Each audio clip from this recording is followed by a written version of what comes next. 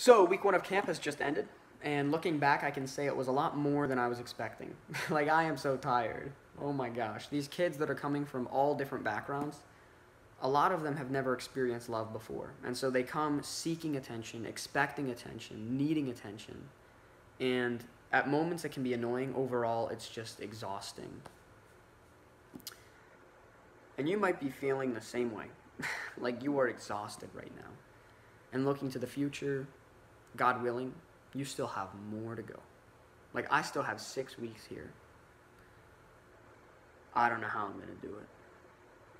6 weeks of kids wetting the bed, 6 weeks of counselors coming to me for questions and advice, 6 weeks of incidents reports and paperwork, 6 weeks of declarations and mandated reporting, 6 weeks that I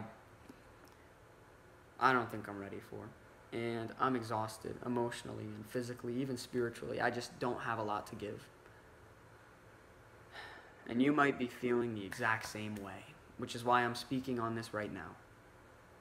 Because I'm going to share something that God gave me for another person a while back that is resurfacing because I think it's now going to encourage me and possibly, God willing, hopefully, you as well. It's a story that comes from Luke chapter 21. It's called The Widow's Offering, and many people have heard this, but it's very encouraging to me, and I'll explain why after it's read. Luke chapter 21, verses 1 through 4. While Jesus was in the temple, he watched the rich people dropping their gifts in the collection box. Then a poor widow came by and dropped in 2 small coins. I tell you the truth, Jesus said.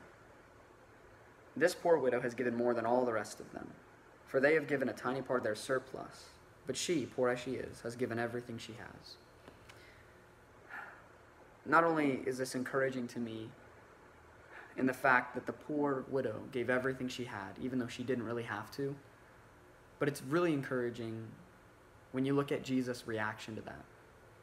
Like, this pushes me to give everything I have, even if I don't feel like I have much.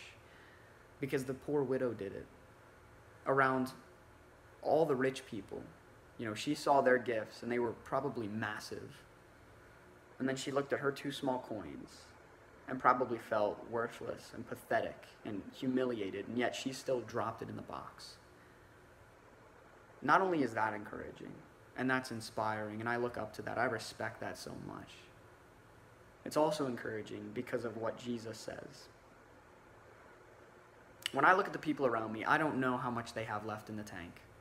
I don't think they have much based on what I see on their face, but they might have a ton to give. They might have a bunch of energy and patience and love to hand out to these kids that I don't have. But if they're only giving out of their surplus, and I give everything I have, Jesus sees a greater gift.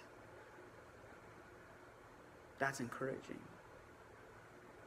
Because even if the surplus is more than everything you have, even if the surplus people give outweighs your everything, if you're giving everything and they're not, your everything is more, regardless of the amount. Jesus sees that, even if the world does not. The world can't.